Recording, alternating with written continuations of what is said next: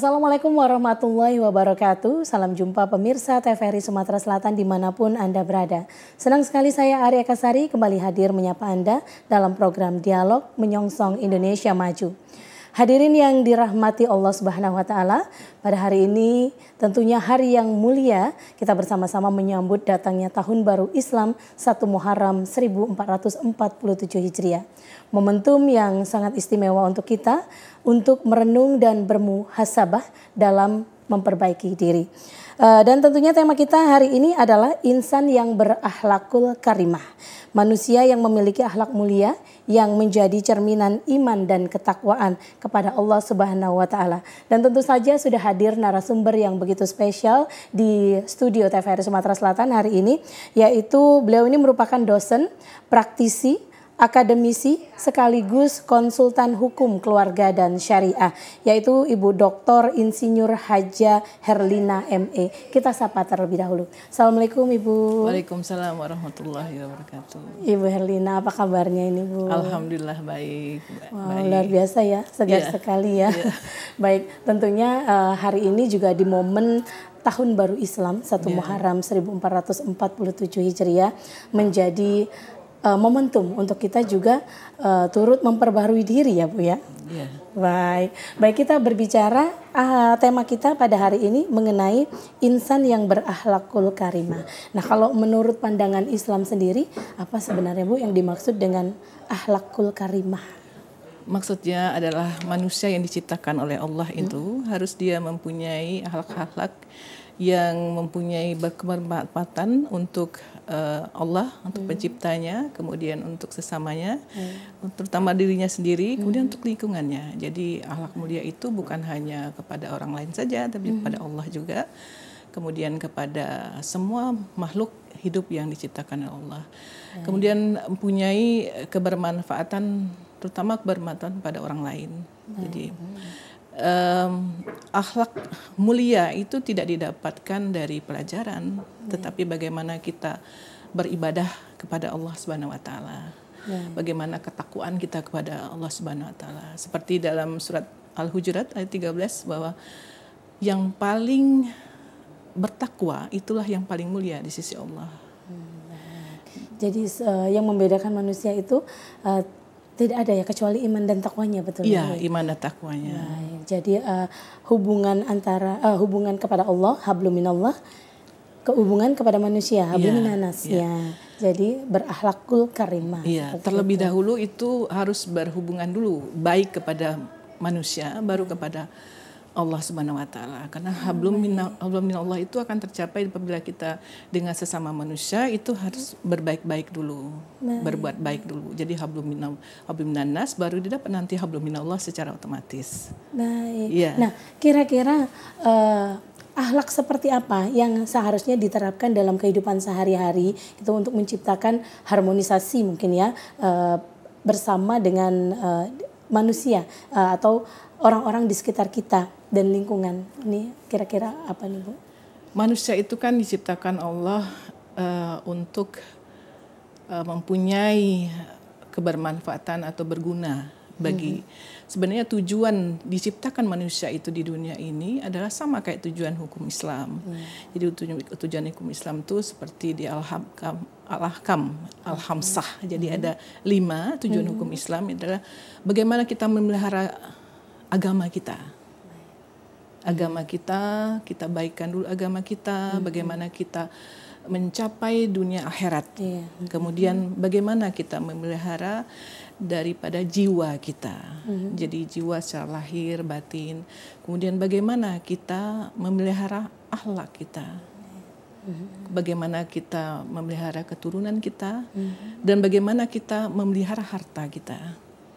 Jadi Al-Ahkam Al-Hamsah itu sebenarnya merupakan tujuan untuk mencapai kebahagiaan dunia akhirat. Apabila kita berakhlakul karimah, maka secara otomatis, secara langsung tujuan hukum Islam itu sendiri akan masuk ke dalam diri kita. Baik. Nah, ini kan pastinya juga ada contoh-contoh akhlakul karimah yang diterapkan oleh, contohnya adalah baginda kita sendiri ya, Rasulullah Shallallahu Alaihi Wasallam. Nah, ini seperti apa sebenarnya contoh-contoh akhlakul karimah yang diterapkan oleh kehidupan sehari-hari baginda Rasulullah kita ini? Kita harus mempunyai banyak kemaslahatan untuk umat. Kemudian kita mencegah atau menghindari yang namanya kemudaratan. Jadi pada lingkungan sekarang ini kan rawan sekali terhadap pergaulan-pergaulan yang negatif, pergaulan-pergaulan yang di luar ketentuan ajaran agama. Maka apabila kita pada on the track-nya, gitu, pada jalurnya, insya Allah kita akan dan terus beribadah kepada Allah. Jadi lebih arah kepada muhasabah, introspeksi pada diri. Jadi bagaimana kita hari ini jangan sama dengan kita yang kemarin. Bagaimana kita detik ini jangan sama dengan detik yang kemarin. Seperti itu. Jadi akhlakul karimah ini sebenarnya dicontohkan oleh Rasulullah SAW itu dalam perbuatan dia, namanya fiqliyah. Kemudian dari ucapan dia, kauliyah namanya. Kemudian ada yang namanya diamnya Rasulullah, takririyah. Nah, jadi diamnya saja seorang baginda Rasul itu menjadi panutan bagi kita. Bagaimana dia tanpa dia harus bicara, bagaimana cara minumnya, kan? Bagaimana cara dia berinteraksi dengan orang lain, bagaimana cara ia memaafkan orang yang menzolimi dia, bagaimana cara dia mengangkat kemuliaan seseorang. Nah, itu yang dicontohkan oleh Rasulullah. Baik. Ini kalau diucapkan begitu mudah ya kita mendengarnya, mengerti seperti itu ya, mudah diserap. Tapi ketika kita mempraktikkannya gitu dalam kehidupan sehari-hari agak begitu berat ya. Nah, ini Bu Erlina, ini gimana nih seharusnya yang kita lakukan untuk mencontoh akhlakul karimah dari baginda Rasulullah, supaya kita juga ikhlas gitu ya dalam melakukannya gitu. Apalagi seperti contohnya tadi memaafkan seperti itu. Ini gimana nih seharusnya yang harus kita perbuat untuk paling tidak ya kita mengikuti atau menjadikan Rasulullah ini sebagai panutan. Iya, berpikir positif. Jadi mengambil hikmah dari segala kejadian. Kemudian menjadikan tantangan kita ke depan terhadap apa celaan atau hinaan kepada kita. Jadi apabila kita berpikir positif, kemudian kita mengambil hikmah dari suatu kejadian, insya Allah itu akan menjadikan suatu energi yang besar bagi kita untuk tetap pada koridor yang sebenarnya. Jadi memang tidak mudah, susah gitu. Misalnya nggak gampang, tapi itulah namanya kita belajar dari kehidupan. Bagaimana kita mencontoh, seperti misalnya kita dizolimin orang, kemudian dihina, dibully atau segala macam. Kita akan berpikir, terima kasih kepada orang yang membuli kita. Terima kasih kepada orang yang menghina dan buruk kepada kita. Karena dengan orang-orang ini justru kita akan melesat tinggi, melesat jauh. Nah, kalau kita berpikir seperti itu, maka akan dampak positif bagi kita. Akan menjadi kemajuan bagi kita. Tetapi apabila kita mengambil negatifnya, maka itu akan menjadi frustasi, menjadi depresi, kemudian kita menjadi gagal dalam ujian. Itu namanya gagal dalam ujian. Jadi kepada orang yang tidak kita harapkan sekalipun, kita harus berterima kasih.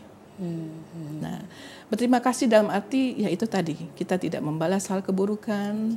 Kemudian kita membuktikan, itu dalam surat Al-Quran kan ada namanya bayinah. Kita melakukan pembuktian bahwa kita tidak seperti itu. Maka akhlak kita, insya Allah kita akan menjadi akhlak yang mulia. Baik. Nah, ini juga di tengah era gempuran teknologi, kecanggihan digital juga sekarang ini kan, apalagi Gen Z nih ya Bu ya. Kita lihat banyak sekali hal-hal yang mungkin bisa dikatakan negatif seperti itu ya, yang masuk kemudian mempengaruhi kehidupan anak-anak milenial saat ini. Nah, ini gimana untuk menjaga generasi zilenial dan milenial saat ini yang seperti Ibu katakan tadi harusnya supaya on the track seperti itu, supaya tetap pada jalan yang lurus gitu. Ini gimana nih Bu? Action. Berbuat. mencontohkan seperti baginda Rasulullah. Jadi seperti saya kepada anak kandung saya, kepada anak-anak murid saya, kepada keponakan saya, kepada saya mencontohkan bagaimana contoh yang baik. Misalnya kalau saya menyuruh sholat kepada anak untuk tepat waktu, maka saya harus sholat dulu tepat waktu. Kemudian saya menyuruh mengaji, saya juga harus mencontoh mengaji. Jadi tanpa saya berkata pun mereka sudah melihat contoh. Bagaimana misalnya ada salah satu pertanyaan dari anak saya beberapa hari yang lalu, Ibu bagaimana caranya mengelola emotional quotient yang tinggi? Karena dia melihat mungkin ada suatu kejadian yang dia lihat, saya bisa mengelola itu secara baik. Sehingga bagaimana Ibu cara mengelola EQ Ibu dengan baik katanya. Saya bilang itu tadi, kita kembali kepada berterima kasih kepada hal-hal yang tidak kita harapkan. Jadi apabila kita selalu berterima kasih kepada hal-hal yang kita tidak harapkan, maka jiwa kita akan menjadi bahagia, tenang. Dan kita dengan cara apa? Action, membuktikan. Nah, jadi kepada Gen Z itu tidak mesti harus banyak ngomong, apalagi mengancam, apalagi dengan segala perbuatan yang otoriter. Ya, otoriter begitu. Tapi tetap kita, misalnya dengan disiplin saja. Kita harus disiplin tepat waktu dan mereka juga akan melakukan itu. Saya kepada mahasiswa tepat waktu misalnya datang jam 8, saya lakukan itu. Kalau saya lebih dari jam 8, maka saya minta maaf. Ibu minta maaf ya, karena ada macet. Karena begini dan begitu. Tanpa saya harus ngeles, harus ada membenarkan diri saya, dan itu memang masuk logika dan alasan bagi mereka. Itu cara efektif itu adalah mencontohkan. Baik. Bu Erlina, nanti kita akan lanjutkan perbincangan kita. Pemirsa jangan kemana-mana, Dialog Menyongsong Indonesia Maju masih akan kembali setelah jeda pariwara berikut ini.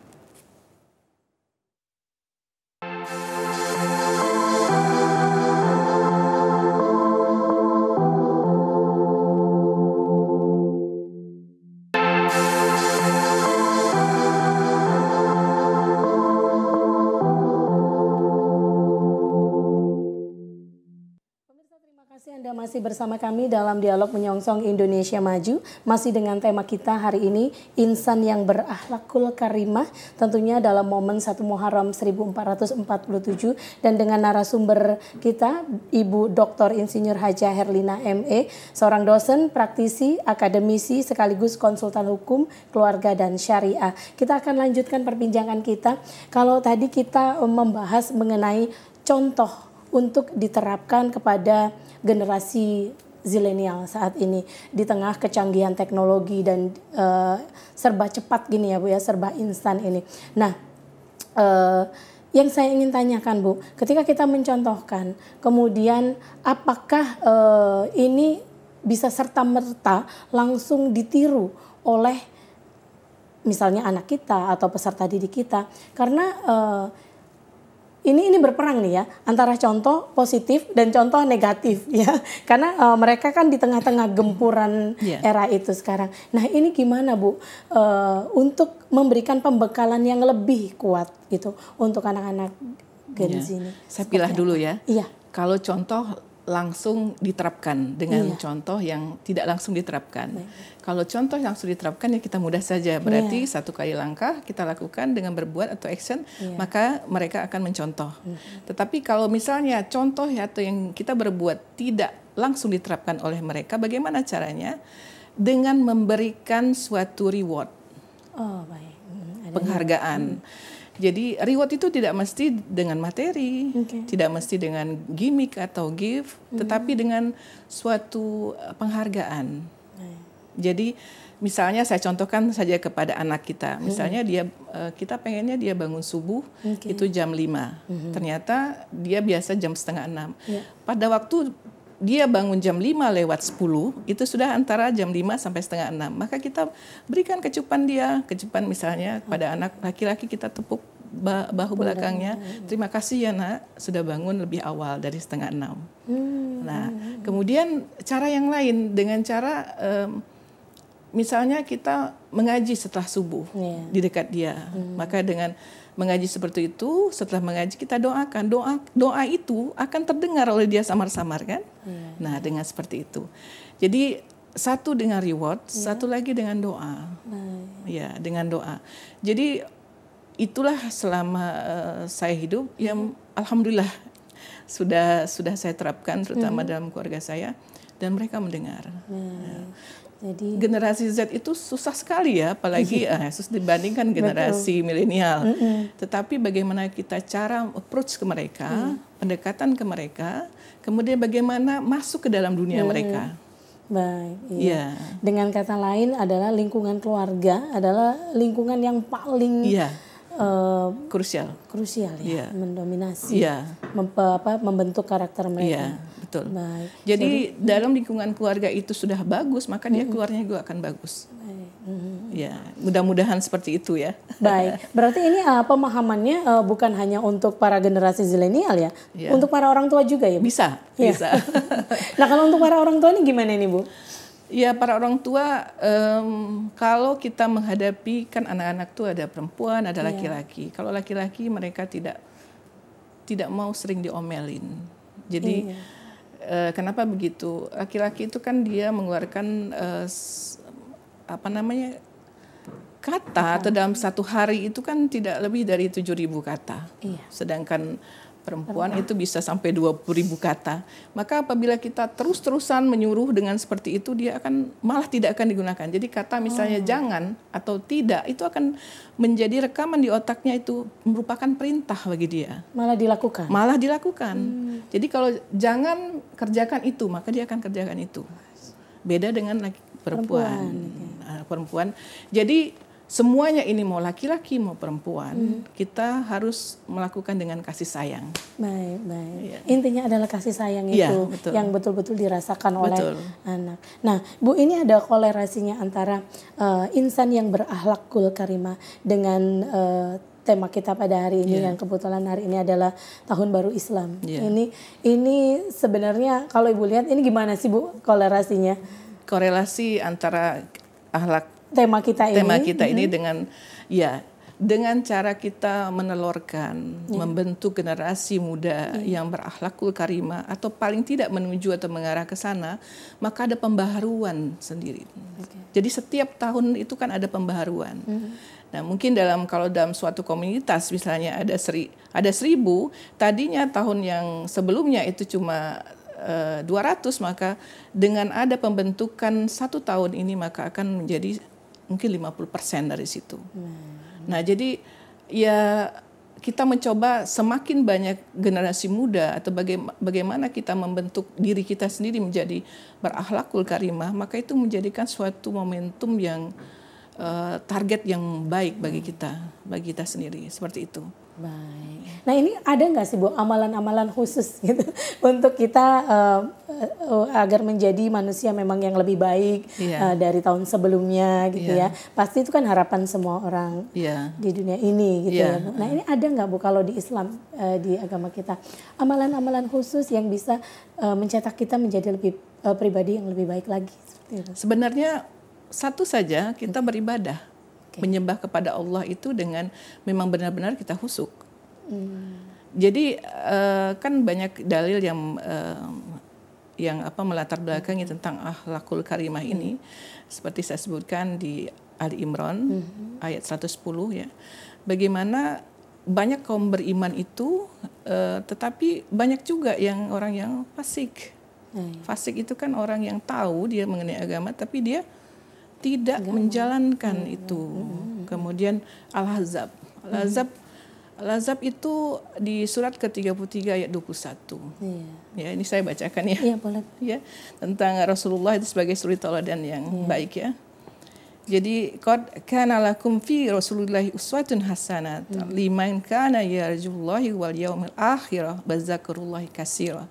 Jadi sungguh pada diri Rasulullah itu benar-benar ada suri tauladan yang baik bagimu, bagi orang yang mengharap rahmat Allah dan kedatangan hari kiamat serta banyak yang mengingat Allah. Jadi dengan kita banyak mengingat Allah seperti kita sholat itu kan sama kayak zikir, kita mengingat Allah. Terus pada saat kita duduk, pada saat kita diam, kita selalu mengingat Allah, dan otomatis kita akan menjadi ada tuntunan gitu, ada tuntunan kan kita selalu diiringin oleh malaikat, selalu diiringi dengan kebaikan-kebaikan seperti itu.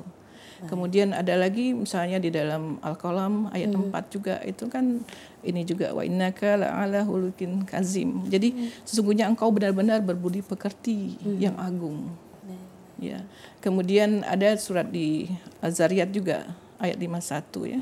Wa ma khalaqtul jinna wal insa illa liya'budun. Jadi Allah itu menciptakan jin dan manusia itu bukan butuh sebab mereka, tetapi hanya untuk beribadah.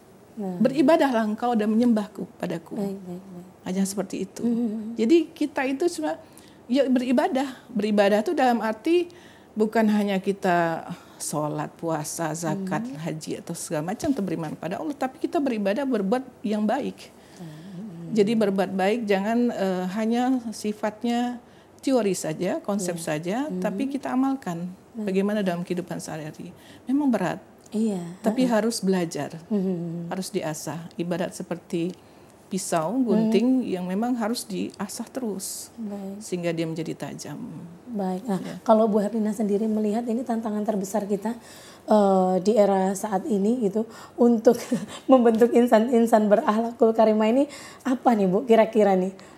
Sebenarnya teknologi ya, tapi bagaimana sebenarnya kita jangan menyalahkan apa itu teknologi atau kemajuan, tidak sebenarnya. Bagaimana orang terdekat daripada lingkungan itu yang harus mengawasi atau mengarahkan yang baik-baik.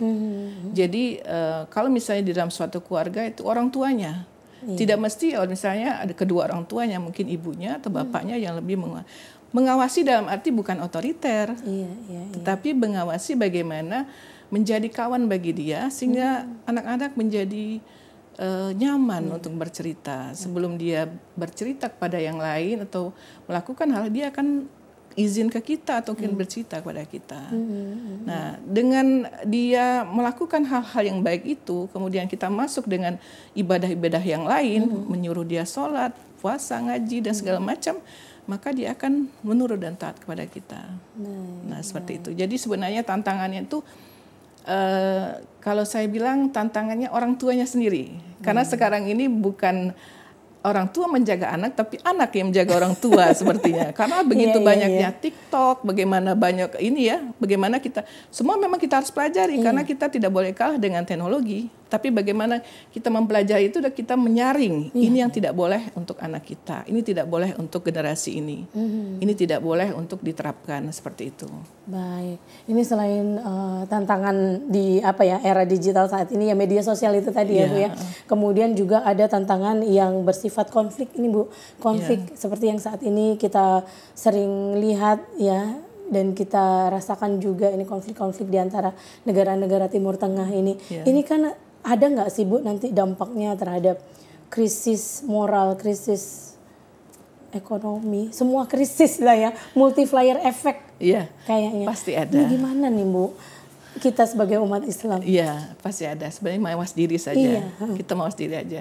Karena ini sebenarnya di luar jalur ya. Sebenarnya konteks, Iran dengan Israel ini ya, pasti ada misalnya. Sekarang aja misalnya harga minyak naik, kemudian kebutuhan hidup itu akan berpengaruh, mempunyai dampak yang naik juga. Dan bagian kita menyikapi ya tergantung pada diri kita sendiri, bagaimana kita mengelola hal yang buruk itu menjadi baik bagi kita. Misalnya ya dikurangi pengeluaran, kemudian yang tadinya kita konsumtif menjadi produktif, yang tadinya mungkin mager menjadi aktif, nah seperti itu. Jadi tantangan terbesar itu bagaimana kita memanage diri kita dan lingkungan kita. Jadi memang akhlakul karimah itu ya dari diri sendiri, betul. Dikelolanya seperti itu. Nah Bu, mungkin harapan atau pesan Ibu untuk generasi zilenial di momen Tahun Baru Islam hari ini? Ya, tetap pada koridor. Jadi pada koridor tetap beribadah kepada Allah Subhanahu Wa Taala, berbuat baik, berhati mulia, kemudian punya suatu karakter yang sangat baik. Jadi terutama satu lagi, bagus-baguslah terhadap diri dan lingkungan kalian. Karena yang menjadikan diri kalian hari ini dan besok itu adalah diri kalian sendiri.